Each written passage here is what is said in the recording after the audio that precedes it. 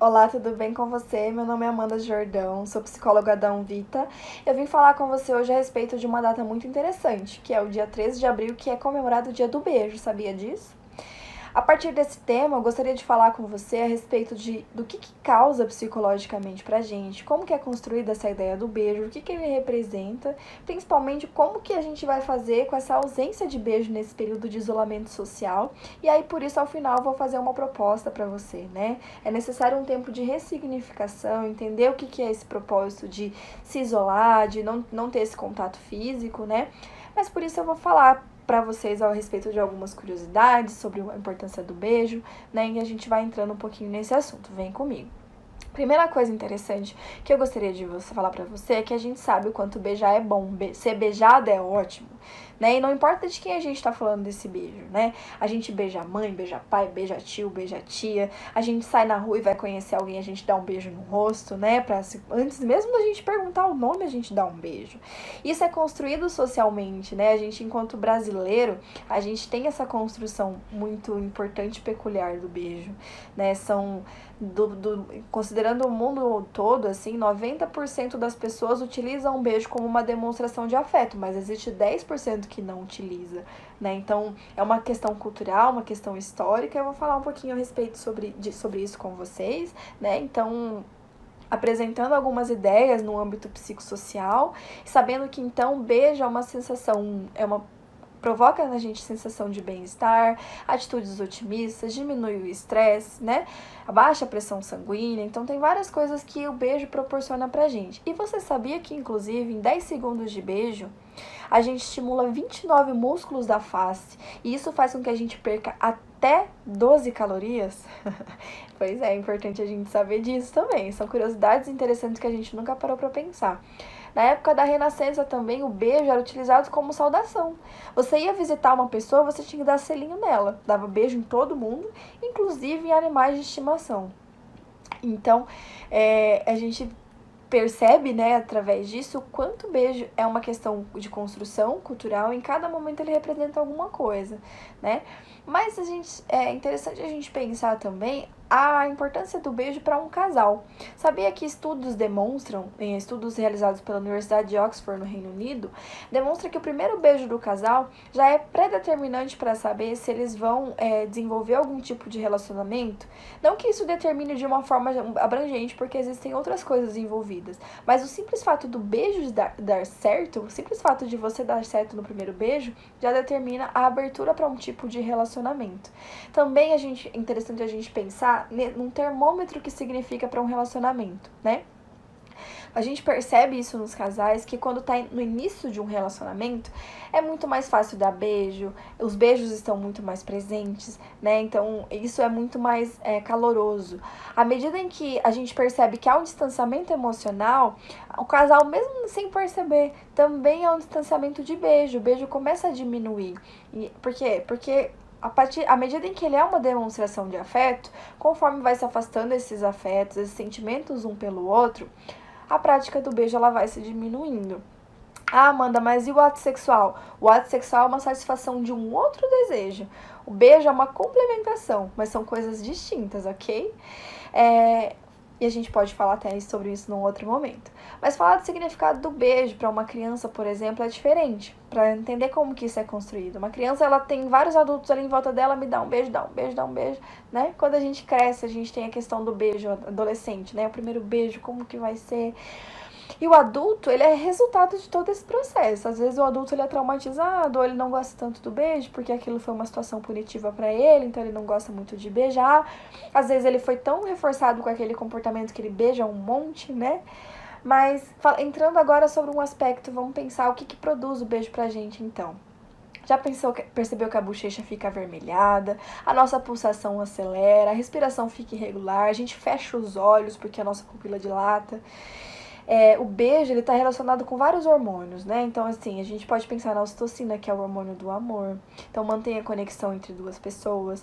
A gente pode pensar na dopamina, que tá relacionado ao desejo e ela atinge o pico durante o beijo, né? Inclusive, a dopamina, ela atua na mesma... Ela tá associada a uma situação de recompensa e ela estimula os mesmos centros de prazer são estimulados quando há utilização de droga.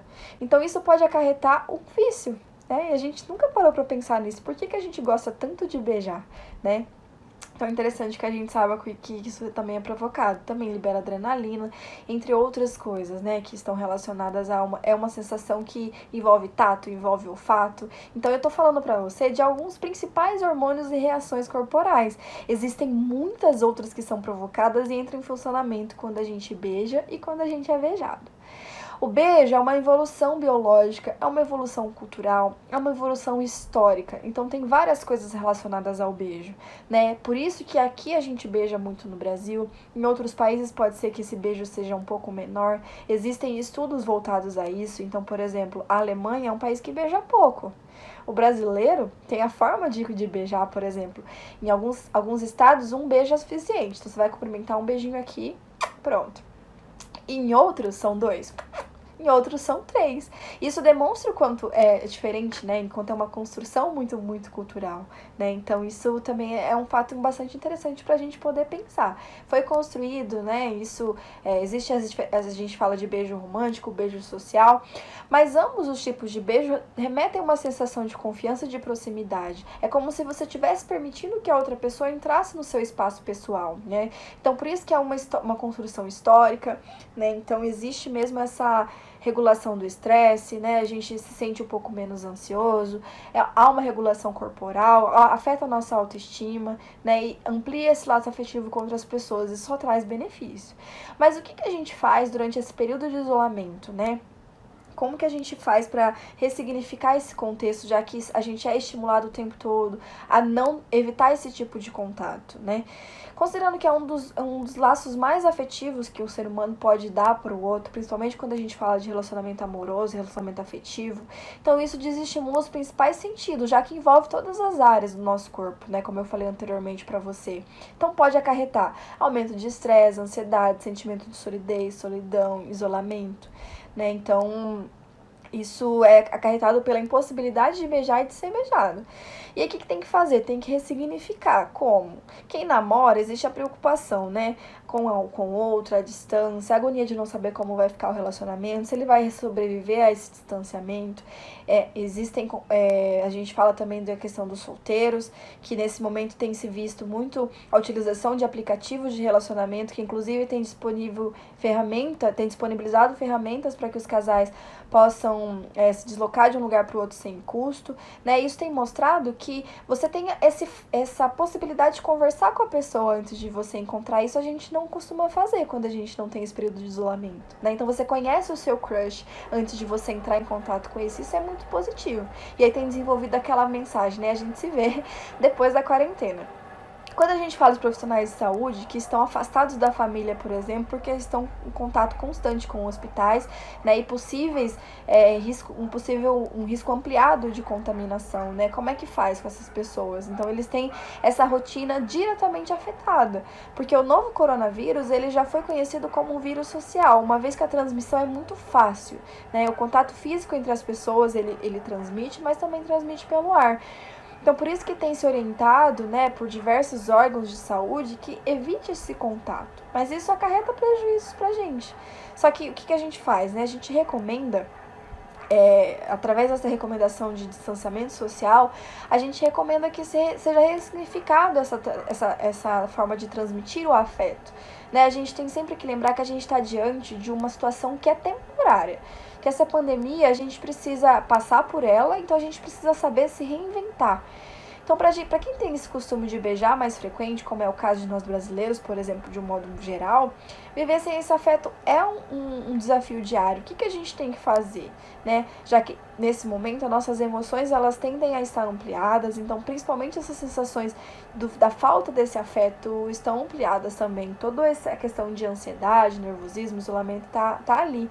A gente tem sempre que lembrar que a gente está ausente de um contato físico. Mas você tem como alternativa, você pode ligar, você pode mandar mensagem, pode chamar por vídeo. Existem outras formas de demonstrar esse carinho. Então é importante a gente saber que a gente está em tempo de repensar as nossas relações sociais. Repensar a importância que esses contatos físicos existem pra gente, né, no nosso círculo como um todo. A gente frequentemente está diante de distanciamento social por conta de rotina, por conta de trabalho, e esse tempo dá pra gente essa possibilidade da gente repensar a presença de muitas pessoas na nossa vida. Então eu te convido a fazer isso, né? Lembra que no começo do vídeo eu ia te fazer um convite? Te convido a repensar a forma de você demonstrar o seu afeto, a repensar a forma que você se aproxima de outras pessoas, né? E tentar ressignificar nesse momento demonstrando de outra forma. Então é tempo da gente repensar nossas relações, a importância que às vezes a gente esquece que ela tem na nossa vida por conta desse distanciamento da nossa rotina como um todo, né? Então, quando tudo isso finalizar, te convido a beijar em dobro, abraçar em dobro, demonstrar o seu afeto em dobro. Enfim, continue acompanhando o nosso canal. Espero que eu tenha compartilhado com vocês alguns conhecimentos interessantes. A gente tem muita coisa legal para apresentar para vocês ainda. Um beijão!